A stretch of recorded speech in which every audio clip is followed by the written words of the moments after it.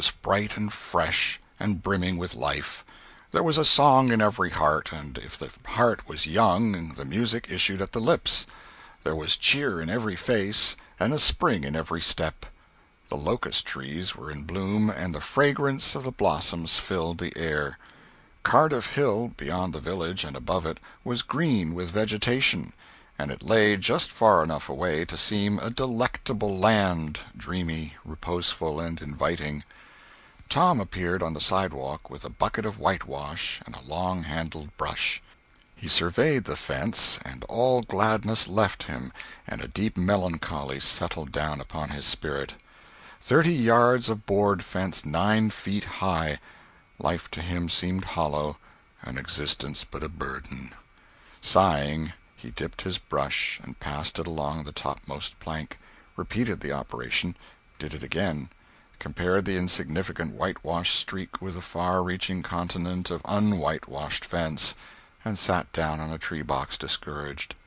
Jim came skipping out at the gate with a tin pail and singing "Buffalo Gals." Bringing water from the town pump had always been hateful work in Tom's eyes, before, but now it did not strike him so.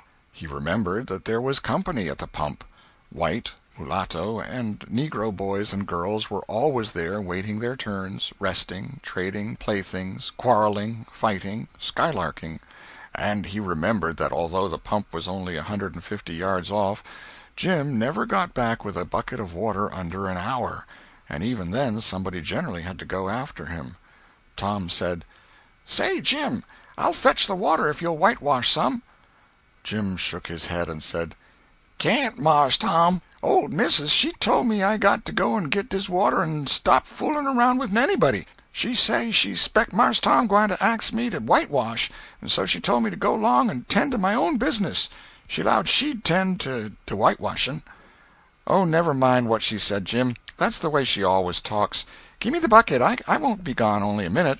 She won't ever know." "Oh, I dasn't, Mars Tom. Ole missus she'd take and tar de head off'n me. 'Deed she would." She never licks anybody. Whacks 'em over the head with her thimble, and who cares for that, I'd like to know? She talks awful, but talk don't hurt. Anyways, it don't if she don't cry. Jim, I'll give you a marvel. I'll give you a white alley." Jim began to waver. "White alley, Jim, and it's a bully taw." "My, that's a mighty gay marvel, I tell you. But, Mars Tom, I's powerful 'fraid of ole missus. And besides, if you will, I'll show you my sore toe." Jim was only human. This attraction was too much for him. He put down his pail, took the white alley, and bent over the toe with absorbing interest while the bandage was being unwound. In another moment he was flying down the street with his pail and a tingling rear. Tom was whitewashing with vigor, and Aunt Polly was retiring from the field with a slipper in her hand and triumph in her eye.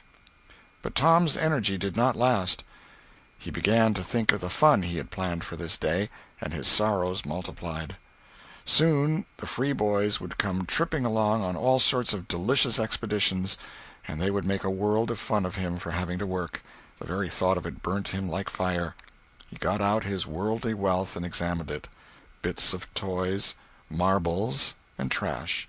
Enough to buy an exchange of work, maybe, but not half enough to buy so much as half an hour of pure freedom.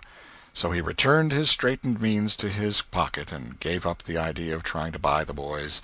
At this dark and hopeless moment an inspiration burst upon him, nothing less than a great, magnificent inspiration. He took up his brush and went tranquilly to work. Ben Rogers hove in sight presently, the very boy of all boys, whose ridicule he had been dreading. Ben's gait was the hop, skip, and jump, proof enough that his heart was light and his anticipations high. He was eating an apple, and giving a long, melodious whoop at intervals, followed by a deep-toned ding-dong-dong, ding-dong-dong, for he was personating a steamboat. As he drew near, he slackened speed, took the middle of the road, leaned far over to starboard, and rounded